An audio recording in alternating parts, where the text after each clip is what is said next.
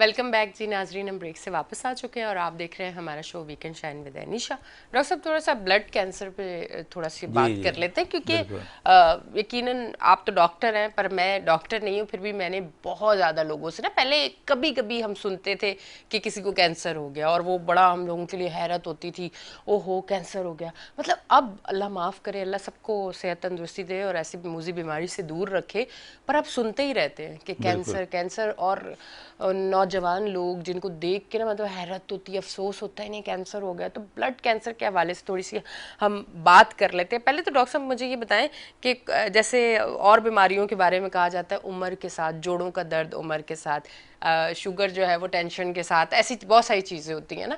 तो डॉक्टर साहब, क्या ब्लड कैंसर भी उम्र के साथ है? बड़ा बच्चों वाला सवाल किया है, पर मैं इसलिए कर रही जी हूँ कि एक होता है ना ग्रोथ की उम्र, जब वो एक एज सही ऐसी होती है जिसमें कहा जाता है कि अब तो आप सोना भी खाएं तो खून नहीं बन रहा, और सही एक उम्र में कहते हैं कि पानी भी पी लो तो खून बनेगा। ये पुरानी बातें बुजुर्गों के सही साथ है, आप बैठ बैठ सही के जो कह रही हमने हैं, सुनी हुई है, बिल्कुल उसमें होता कहीं है ना ऐसा। कहीं थोड़ी बहुत तो सच्चाई होगी हाँ डॉक्टर बिल्कुल साहब। ऐसे ही होता है। देखिए बीमारियाँ को बीमारियाँ ही होती हैं, वो बिल्कुल। बच्चों में हो या बड़ों में हो, है ना। लेकिन कुछ बीमारियाँ ऐसी होती हैं जो बच्चों में होती हैं मगर ज़रा कम होती हैं, कम होती है, ओके। बड़ों में ज़्यादा होती हैं, मिडिल एज में होती हैं। तो उनमें से एक बीमारी आपका ब्लड कैंसर है। अच्छा, बच्चों में ही कम होता है ये, कम होती मिडिल एज में होगा, लेकिन सारे अबव 50 होता है। है। जितने भी मोस्ट केसेस हमारे पास आते हैं ये ओल्ड एज में आते हैं ज़्यादा। क्रॉनिक लिम्फोसिटिक CA कहलाता है वो, अच्छा। यानी ब्लड कैंसर। ब्लड। तो इसके अंदर जो बेसिकली जो सबसे इम्पोर्टेंट चीज़ है वो जेनेटिक है। अच्छा। यानी जो बच्चों में ज़्यादातर आएगा वो वो जेनेटिक जेनेटिक होगा, यानी उनके पेरेंट्स को हुआ माँ होगा बाप। कोई ना कोई, या फैमिली में होगा। तो वो बच्चों में जल्दी हो जाएगा, है ना, एक्यूट केसेस में। और बच्चे जल्दी ही उसमें इलाज तो इसका इतना होता नहीं है, तो यूजुअली डेथ भी हो जाती है इसमें ना। अच्छा। तो लेकिन वो चीज़ें जो थोड़ी ओल्ड एज में डिक्लेयर होगा तो वो स्लो स्लो चल रहा होता है, उनमें भी जेनेटिक आ जाते हैं। लेकिन उनमें बाहर के कॉजेज ज़्यादा आ जाते हैं, फॉरेन कॉजेज ज़्यादा आते हैं, उनमें इरिटेंट ज़्यादा होता है। उसके अंदर जो है ऐसे फैक्टर जिसमें डैमेजेस होते हैं, यानी ऑर्गन डैमेज हो जाता है, ब्लड अच्छा। का, आपकी बोन मैरो डैमेज हो गई है, आपका जो सेल डैमेज हो गया, और इसकी कोई पार्ट आपका डैमेज हो गया। वो जो भी पार्ट डैमेज होता है उसमें यूँ समझे एक डिवीजन होती है सेल की, और सेल की माइटोटिक डिवीजन होती है, वो इबनॉर्मल हो जाती है। अच्छा। अच्छा, वो इबनॉर्मल, यहाँ से जब इबनॉर्मल होगी तो कैंसर डिफरेंट हो जाते हैं। ठीक। अगर वो ब्रेस्ट में हो रही है तो ब्रेस्ट के हो रहे हैं, प्रोस्टेट में हो तो प्रोस्टेट के हो रहे हैं, यानी जो ऑर्गन के हो रहे हैं वही ऑर्गन का कैंसर हो रहा है ना। लेकिन अगर ब्लड में सेल चेंज हो रही है तो वो ब्लड कैंसर कहलाएगा आपका। अच्छा, ब्लड हाँ में हाँ क्या बात है। मैं भी अगला सवाल मेरा वैसे यही था, पर आपने पहले जवाब दे दिया। मैं पूछना चाह रही थी असल में ब्लड कैंसर है क्या, मतलब मैं यही हाँ। सवाल अगला करना चाह रही थी। तो डॉक्टर साहब, क्या इसका प्रॉपर कोई इलाज नहीं है, या कोई एक स्टेज है जिस पे इलाज है मुमकिन, या इलाज नहीं है, या इलाज है तो वो है जो होल लाइफ चलता रहेगा, मतलब आप सही। जब तक जिंदा हो आपने इन चीजों, इस ट्रीटमेंट को लेते रहना है। अभी तक देखिए कोई भी रिपोर्ट्स ऐसी नहीं आई है जो जिनका बाकायदा इलाज होता हो, हाँ। या बाकायदा कैंसर जो ट्रीटेबल हो, ऐसा नहीं होता। हाँ ये ज़रूर होता है कि इसके अंदर जो है, जैसे ब्लड कैंसर में ज़्यादातर बोन मेरो का प्रॉब्लम होता है, तो बोन मेरो को ट्रांसप्लांट कर देते हैं, तो इस हद तक हो जाता है। इब्लास्टिक एनीमिया के जो कहलाता है वो भी कैंसर की किस्म है, ब्लड कैंसर की, तो उसमें थोड़ा सा होता है। लेकिन इसमें भी ब्लड कहाँ तक चलेगा, आप चेंज भी करेंगे तो वो इबनॉर्मल सेल आपके बॉडी के अंदर पड़े हुए हैं, हाँ। है ना। तो इस सेल इबनॉर्मल के होता है कि जो भी ब्लड आपके जो मुख्य लिम्फोसाइड है, उसमें न्यूट्रोफिल्स हैं आपके ना, इनकी इबनॉर्मल माइटोटिक डिवीजन होती है। अच्छा। यानी यूँ समझ लें कि ये इसीलिए सबसे आसान होता है डायग्नोस करना। डायग्नोस। ब्लड कैंसर बहुत जल्दी डायग्नोस होता है। अच्छा। हाँ, इसकी वजह ये होती है कि सिर्फ आपने CBC लेते हैं, उसमें हम देखते हैं कोई इबनॉर्मल सेल आ रहे हैं, तो हम कहते हैं इबनॉर्मल सेल क्यों आ रहे हैं, क्यों आ और इबनॉर्मल सेल का मतलब ये कैंसर की तरफ जा रहा है ये पेशेंट जो है, ओहो। तो वो कैंसर की तरफ चला जाता है। हमारे यहाँ जो कैंसर जाता है उसकी कई स्टेजेस होती हैं। अगर हम शुरू की स्टेज हैं 0 और 1 पे लेते हैं तो काफ़ी हद तक ये कंट्रोल कर लेते हैं। अच्छा। हाँ, इसमें आगे नहीं बढ़ता ये। अगर 1, 2, 3 पे आ जाता है तो ये मीडियम पर है, ये तकरीबन 10 ईयर तक, 10 से 20 ईयर तक ये सर्वाइव कर लेते हैं ये लोग। अच्छा। लेकिन जो स्टेज 4 पे आ जाते हैं सामने ना, तो वो उनका लाइफ हार्डली 5 ईयर्स है सामने, उसमें नहीं कर पाता। उसकी वजह क्या, हमने इनको जो क्लिनिकली जब हम देखते हैं कैंसर को, तो हमें सबसे पहले आप ये देखिए कि एक सूजन हो जाती है, इधर सूजन, लिम्स नोड बढ़ जाएंगे। किसी भी पेशेंट को जब आप देखेंगे ये लिम्स नोड बढ़ गया, इधर बढ़ गया, यहाँ आ गया, जिले में हो गया, तो ये फर्स्ट इंडिकेशन है कैंसर की। ओह अच्छा।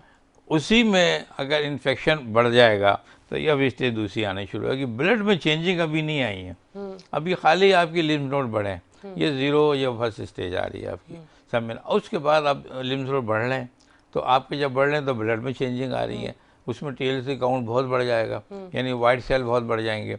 तो आप देखते हैं कि यही वाइट सेल इतने कैसे बढ़ गए हैं, और थोड़े मोड़े नॉर्मल सेल आ रहे हैं, और इधर लिम्फ नोड बढ़ रही है आपकी। तो जब बहुत बढ़ जाएगी, लिम्फ नोड बढ़ जाएंगे, तो सेकंड स्टेज हो गई आपकी।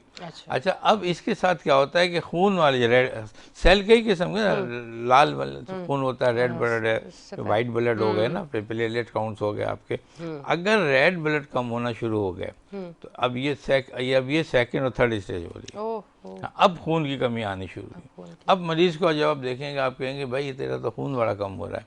तो जब खून कम हो रहा है तो क्या, इसके तो नोड्स भी हैं, तो ये तो सामने डायग्नोस हो गया।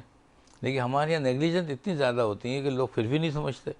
हालांकि हम लोग बताते होते हैं डॉक्टर कि देखो भाई इसका पीलापन देख लो, कितना खून कम है, और ये सब चीज़ें हो रही हैं, इसको लेके जाओ फटाफट अस्पताल ले जाओ, उसके टेस्ट कराओ। हैं, लोग कुछ करा लेते हैं, कुछ नहीं भी कराते हैं ना, होता है। अच्छा, इसी तरह की जब ये लिम्फ नोड बहुत ज़्यादा बढ़ जाए और वहाँ पर TLC काउंट बढ़ जाए, ब्लड जो है वो अनीमिक पेशेंट बहुत ज़्यादा हो जाए, तो ये थर्ड स्टेज हुआ। और इसी के साथ एक साथ ऑल होते हैं, ये उसको प्लेटलेट काउंट कहते हैं। अच्छा, अब चौथी स्टेज आ गई, ये ब्लीडिंग शुरू हो जाएगी। ब्लीडिंग, हाँ, आप कहते हैं कैंसर हो गया, अभी पैखाने में खून आ गया, मुंह से उल्टियाँ आ गई खून में, तो ये हम कहते हैं ये क्या हो गया, ये क्या हो गया? तो वो सेल, उसके जो प्लेट काउंट था वो बिल्कुल थ्रोम्बोसाइट बिल्कुल कम हो जाते हैं, है ना, तो गिर जाते हैं बिल्कुल। तो अब वो लाइफ, अब उसमें लाइफ बंद, अब उसमें लाइफ कहाँ से सर्वाइव होगी, है ना, वो तो महीनों की लाइफ है। तो इसलिए हम ये कहते हैं कि ब्लड जो कैंसर है उसको इमीडिएटली उसको आपको अवेयरनेस होनी चाहिए, आपको अपने डॉक्टर के पास पहुँचना चाहिए। जब भी किसी भी पेशेंट या बच्चे को या बड़े को लिम्फ नोड आ रही हो, यानी आपके गले में कोई खास गुठलियाँ आ रही हो, समझे ना, आपकी बॉडी में कहीं और गुठलियाँ आ रही हो, सीने में आ रही हैं, पेट में आ रही हैं, साइडों में आ रही हैं, एक्सरे में आ रही हैं, तो समझ लीजिए कि ये कहीं ना कहीं कुछ ना कुछ गड़बड़ हो रही है, और ये मामला हो सकता है कैंसर की तरफ जा रहा हो। तो इसके लिए बड़ी कंसिडरेबल चीज़ें होती हैं। इसका इलाज जो होता है, प्रिवेंशन जो है, वो सब यही है कि भाई ब्लड की कमी हो रही है, आप ऐसी चीज़ें दें जिससे आपका ब्लड बढ़े, है ना, आपका ऐसी चीज़ें दें जिसके साथ आपका, इसमें पेन वेन होता है, चंद में पेन होता है, कल में नहीं होता है। अच्छा, ये भी है, ब्लड कैंसर में हर एक में दर्द नहीं होता, मतलब जरूरी नहीं है तकलीफ दे हो। हाँ, ये भी है, क्योंकि होता है कि साहब बहुत दर्द हो रहा है, तो उसकी वजह आती है। वजह ये होती है कि फर्ज कर लो उसका सीने का कैंसर है, लंग कैंसर ले लें, या ब्रेस्ट कैंसर है, अब ऊपर जो गुठलियाँ हुई हैं ना, वो प्रेशर दे रही है नीचे वाले ऑर्गन को, तो दर्द होता है। अच्छा, हाँ, अब ऐसी जगह गुठलियाँ हुई जहाँ पे नीचे कोई ऑर्गन नहीं है, तो उसमें दर्द नहीं होगा, पेनलेस होगी वो, समझे ना। तो ये खतरनाक होगी ना, भाई यहाँ से होना चाहिए, उसको दर्द होना चाहिए, आपको दर्द नहीं हो रहा, तो आप जाके डॉक्टर को पहुँच जाएंगे ये क्या हो रहा है ना। अच्छा, दर्द हो रहा है तो हम देखेंगे कि भाई ये दर्द तो नीचे वाली चीज़ें मुतासर हो रही हैं, है ना। तो इस तरह से हमें सिर्फ इसको, मैं ये सोचता हूँ कि हमारे यहाँ ब्लड कैंसर देखिए बहुत बढ़ता जा रहा है, शुरू से बढ़ रहा है, और इस तरह की लाइफ ख़त्म हो रही है, डैमेजेस हो रही हैं। हमारे ब्लड ही कैंसर है, और भी कितने, ब्रेस्ट कैंसर कितना कॉमन हो रहा है ना। तो बाकायदा हमारी हुकूमत को और हमारे जो स्कॉलर हैं, साइंटिस्ट हैं, या जो कैंसर की जो मीडिया, उनको बैठना चाहिए, और बैठ के आपस में जो इंटरनेशनल कम्युनिटी उनके साथ कम्युनिकेट करें, कहेंगे ये कैंसर, ये सब चीज़ें हमारे मुल्क में क्यों डेवलप हो रही हैं। इसमें देखिए बहुत ही इंपॉर्टेंट चीज़ें हमारे मुल्क में और दूसरे मुल्क के मुकाबले में वो ग़िज़ा है, डाइटरी फैक्टर से। देखिए, एक तो कैंसर ब्लड का जैसे आ गया, अब ब्लड का कैंसर के साथ आप समझ लें माउथ कैंसर में जा रहे जाएँ, आप दूसरी चलें, आप देखिए पान गुटखा, स्मोकिंग, है ना, स्मोकिंग, अल्कोहल इंटॉक्सिकेशन, लोग नशा वशा करते हैं, ये कितनी अहम चीज़ें हैं, ये कैंसर करती हैं, ये क्या मैंने, तो इनको हमें ख्याल करना चाहिए। माउथ कैंसर हो जाते हैं, इसमें भी ब्लड कैंसर आ जाते हैं इसके अंदर भी, तो हमें चाहिए कि ग़िज़ा को तो ख्याल करने कम अज़ कम, है ना। अभी एक इस हवाले से भी मैंने देखा, पीछे एक न्यूज़ चल रही थी कि एक साहब ने कहा, मिनिस्टर ने, कि हम कराची को मंशियात से पाक कर देंगे, समझे ना, तो बात ही है, लेकिन चलो दिल में तो ख्वाहिश हुई ना, है? तो सही ना। तो आप ये देखें, अगर मंशात ख़त्म हो जाए तो हमारी इतनी बीमारियां ख़त्म हो जाएंगी, बिल्कुल और ऐसे ही इतना हमारा यूथ हमारा कितना सही हो जाएगा। लेकिन हमारे यहाँ तवज्जो नहीं है, हम अफसोस करने बैठेंगे कि ये कैंसर पे इंतकाल हो गया और ये मंशात पे इंतकाल, ये सब ऐसा हो गया, लेकिन काम कोई नहीं करेगा उसको बचाव के लिए। अगर यही चीज़ें रुक जाएं, जिस तरह आप देखें ये माउथ कैंसर की मावा गुटखा जो है, ये तो जहर है ना, और ये खुलेआम बिक भी रहा है, बहुत बार कोशिश भी की गई, छापे भी लगे, रोका भी गया, पर कहीं ना कहीं वो ब्लैक में आपको चीजें मिल जाती है। पहले तो हम फिल्मों के टिकट सुनते थे ब्लैक में मिलते, अब तो ये चीजें भी मिल जाती है। तो अगर वाकई ये चीजें अगर रुक जाएं तो कितनी बीमारियां मैं हमारे मुल्क से समझता हूँ चली जाएंगी। कि देखिए ना, नशा या कोई भी चीज़ ऐसी कि मुल्क रुकती नहीं है, लेकिन उसके जो स्टाइल चेंज हो जाते हैं ना। अब जैसे बाहर के मुल्क में लोग शराब भी पीते हैं, लेकिन इतने आम नहीं है। कोई गुटखा नहीं खा रहा बाहर सड़क पे खड़े हो, कोई ऐसा नहीं होता घर पे खड़े बोतल पी रहा हो सड़क पे, ऐसा नहीं होता। आप इंडोर कर लें, हैं जो भी ये करें, लेकिन उसमें आपको खुद समझ लेंगे। हमारे यहाँ तो करप्शन ही है, पूरी की पूरी जो यूथ है हमारी, सब कुछ पूरी और इन्वॉल्व डॉक्टर है साहब इसके हमारे अंदर। यहाँ जैसे इस्लाम हमें कहता है कि मयाना रवि रखें हर चीज में।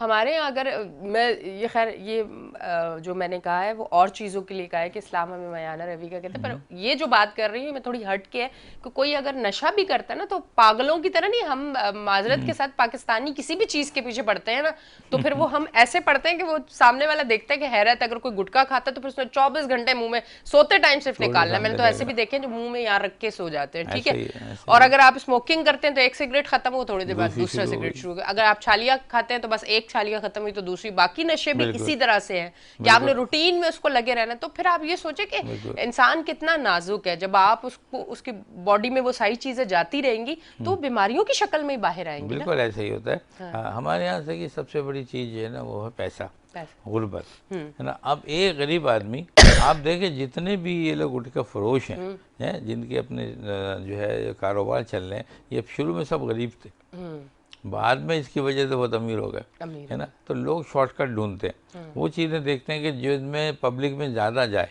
ज़्यादा सेल हो। तो यही सब चीज़ें जो बच्चों को वर्गलाने के लिए इस्तेमाल होती हैं सब चीज़ें। अच्छा, इसमें अगर हम देखें, मीडिया को देखें, तो सबसे ज़्यादा इसमें जो मुश्किलात होती हैं आपकी इंतज़ामिया होती है। अगर हमारी इंतज़ामिया सही हो तो मैं समझता हूँ ये चीज़ें भी नहीं होंगी। और इसको सही करने का एक अच्छा तरीका ये होता है कि हम यूथ को इंगेज करें किसी अच्छे कामों में, अच्छे कामों में, हमें ना पढ़ाई की तरफ तवज्जो दें, तालीम को फ्री करें, समझे ना। घर के पेरेंट को इन्वॉल्व करें कि अपने बच्चों पर ख़ास नज़र रखें। उन्होंने कहा अच्छे में जो टीचर हैं, इस्तिदा हैं, वो नज़र रखेंगे आपका बच्चा क्या कर रहा है। आजकल तो सारे मरकज़ ही ये बने हुए हैं, स्कूल, कॉलेज, यूनिवर्सिटीज़ हैं, यहाँ तक कि इवन बड़ी हैरानकुन बात है, अस्पतालों में चले जाए उनके अब हर जगह पर गवर्नर जो है कराची, हमारे सिंध के जो गवर्नर है उन्होंने IT कोर्सेज फ्री किए। ये एक अच्छी कोशिश है, मैं समझती हूँ कि अगर बच्चे इस तरफ जाते हैं तो फिर उनका ध्यान दूसरी तरफ हो जाएगा, पर वो किसी एक के करने से नहीं होंगे। मैं ये कहती हूँ सबको अपनी अपनी जिम्मेदारी निभानी चाहिए ना, कि अगर हमारे गवर्नर बड़ी स्ट्रगल की, मैं अप्रिशिएट करता हूँ। बिल्कुल, बहुत अच्छा IT कोर्सेज लोग वहाँ पे जो है अपने बच्चों को लेके जा रहे हैं, उनका फ्यूचर भी सिक्योर होगा, वो बहुत सारी नेगेटिव चीजों से दूर होंगे। देखिए जब आप पैसा कमाने की तरफ जाते हैं ना, फिर आपको एक कशिश महसूस होती है कि हम खुद हलाल तरीके से इतना पैसा कमा सकते हैं, तो फिर वो दूसरी नेगेटिव चीजों से हटते हैं। अगर इस तरह की चीजें और भी आती रहे, मैं समझती हूँ कि फिर हम इन चीजों से दूर हो जाएंगे। बहुत अच्छी चीज़ है, बहुत अच्छी चीज़ है। मैं समझता हूँ कि हुकूमत को भी इस बात से पूरी तवज्जो देनी चाहिए। और इसके अलावा सबसे ज़्यादा जिम्मेदारियाँ इस्तिदा और पेरेंट्स की है ना। हम अपने बच्चों के लिए अच्छा क्यों नहीं सोचते हैं। हर बंदा अब बंदाबाज ये सोचने के सोचे कहते कि हर घर में कोई ऐसे 8 बच्चे हैं, किसी में 10 बच्चे हैं, किसी में 12 बच्चे हैं। तो जब इतने बच्चे होंगे और जब पूछा जाएगा भाई आप काम क्या करते हो, तो अगला कुछ नहीं करता है। तो बच्चे क्या करेंगे कि नहीं, बच्चों को भी नहीं पता, सुबह जाता है वो आता है, पूछूंगा डॉक्टर साहब। और एक और बड़ा मशहूर है, पूछ लो काम क्यों नहीं करते, मुझ पे तावीज़ हुआ है। मुझे इस बात पे थोड़ी सी ऐसे शुगर लगा रही, बड़ी हंसी आती है कि अगर किसी से पूछे ना कि क्यों जॉब क्यों नहीं कर रहे, 2 साल से घर बैठे हो, घर कैसे चल रहा है, क्या करूं मेरे पे तावीज़ हो गए। अरे बाबा ये कौन सी चीजों पे आप जा रहे हो, मेहनत करो। कराची जैसे शहर में मैं कहती हूँ कोई अगर नहीं कमा रहा तो मुझे बड़ी हैरत होती है कि कराची जैसे शहर में पूरे पाकिस्तान से लोग आके अपनी फैमिलियों को चला रहे थे। कराची इतना बिजनेस है यहाँ की हद है। आप एक छोटे से काम से भी, बिल्कुल ऐसे ही है। हमने देखे अभी इस गर्मियों में वो तरबूज का शरबत मैं देख रही हूँ, उस पे इतनी रश है, इतनी रश है। मतलब कराची शहर तो वो है कि सोना है जैसे, यहाँ पे अगर आप कमाना चाहें तो फिर आप कमा सकते हैं। हर जगह चले या कोई भी काम है। और अगर उसमें आपने थोड़ी सी भी ईमानदारी रखी है तो बड़ा तरक्की करेगा। ईमानदारी तो लाजमी है डॉक्टर साहब, काफी काम कर गया। लेकिन हमारे यहाँ देखिए ना, जनरेशन में इतनी जो है समझ लो प्रॉब्लम है कि कुछ नहीं। आजकल मैंने देखा कि हमारी गली को जो पहले साफ़ सुथरी होती थी, अब डकैतियाँ बढ़ गई हैं, चीज़ें चोरी स्ट्रीट कर रहे क्राइम हैं, बहुत और है। यही वही लोग हैं जो कस्टर्ड चुन रहे हैं आपके, जो हेरोइन छी हैं, दूसरा नशा कर रहे हैं। अगर हम चाहते हैं ये अपने हीरोइन मुल्क अब से, मीटर नहीं छोड़ हाँ, रहे, मैं अपने शो मुल्क करने गई, से उन्होंने कहा स्ट्रीट गैस के क्राइम मीटर ले ख़त्म जाते करें, हैं। हम क्राइम्स कम करें, हाँ स्ट्रीट क्राइम कम करें, और दूसरी चीज़ें, तो हमें ये जो नीचे का तबका है जितना भी है, ये जो नशावर चीज़ें हैं, मंशाल वाले लोग हैं, कच्चे गरीब लोग हैं, इन सब को जो है ना एक उठा के, ये तो मैं अपील करूँगा अपने जो हमारे जो एजेंसियाँ चला रहे हैं, जो हमारे जो हैं जो है जो दूसरी स्टेट चला रहे हैं, तो उसमें मैं चाहूँगा कि ये लोग इस तरफ तवज्जो दें, इन लोगों के लिए बाकायदा एक प्लेटफॉर्म बनाएं, इन सबको वहाँ से उठा के इनको खाना भी खिलाएं, इनको कपड़े भी दें, अपने एजेंसियों को, एजेंसी बने, तो मैं समझता हूँ ये बुराई ख़त्म होनी चाहिए ये हमारी होनी जो है। चाहिए, लाजमी है। और बिल्कुल जो लोग इसमें ज़्यादा इन्वॉल्व हैं, बहुत से हैं, मैं नाम क्या लूँ उनमें, तो उनको चाहिए कि सब तवज्जो दें,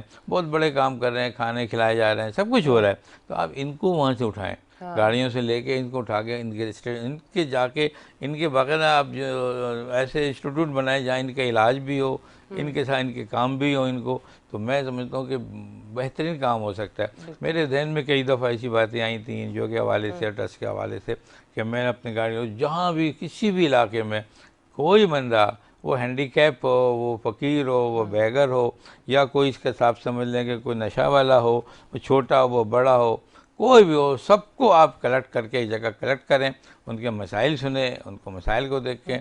इसमें से बहुत से ऐसे लोग जो ये माफिया भी जिसमें इन्वॉल्व होगी वो भी आप क्लियर कर लेंगे आप उनके साथ, और जो जेन्युइन लोग हैं वो भी आपके पास आ जाएंगे। जब इतनी एनजीओ चली तो इनको क्यों नहीं उठा रहे लोग, इनकी तरफ क्यों नहीं तवज्जो दे रहे हैं? अगर हम एक फतकलो में एक 10 करोड़ का खाना और कपड़े बंटवाते हैं, तो हम इनको उठा के अगर एक अदारे में ले जाएं और वो 10 करोड़ इन पर खर्च कर दें, तो आज आप बाहर निकलेंगे आपको एक बेगर नज़र नहीं आएगा। हाँ आज आप देखेंगे बाहर कोई आपको कपड़ा या कचरा चुनने वाला नज़र नहीं आएगा, कोई आप देखेंगे कोई भीख मांगते हुए औरत बैठी है, बच्चा, कोई नज़र नहीं आएगा। आप पूछें लोग किधर गए, तो कहेंगे हमें हमें जब मिल गई ये सब चीज़ें, तो मिल गए जब कुछ लोगों ने, चंद लोगों ने हमें ये सब चीज़ें दे दी, तो हमें यहाँ ज़रूरत क्या है इन चीज़ों की? हाँ, सही बात है, तो इस बेहतरी पे आएगी। तवज्जो देनी चाहिए बहुत ज़्यादा। इससे नशे भी, इससे जो है आपके बीमारियाँ ख़त्म हो जाएंगी, इसके साथ आपका माशरा एक अच्छा बिल्डअप हो जाएगा।